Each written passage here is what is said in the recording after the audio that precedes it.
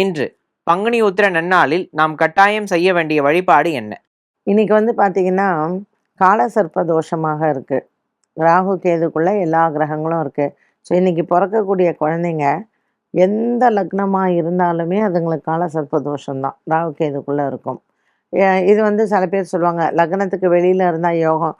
ஒன்றே தான். கால சர்ப்ப தோஷம் தான். ஸோ இன்று பங்குனி உத்திரத்தில் நம்ம ஆதிசேஷனை வணங்குறது ரொம்ப விசேஷம். ஸோ இந்த ஆதிசேஷன் பெருமாளினுடைய பஞ்சனையாக அவர் இருக்கார் இல்லையா?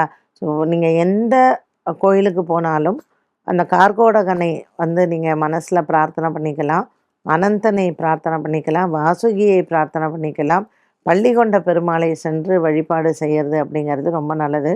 முடிஞ்சால் ஸ்ரீரங்கம் போங்க. எல்லாராலையும் ஸ்ரீரங்கம் போக முடியாது.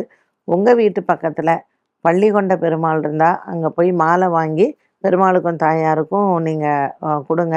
அவசியம் இன்று அந்த நாகத்தை நாம் கண்ணால் அவருடைய திருஷ்டி நம்ம மேலே படுறது நல்லது.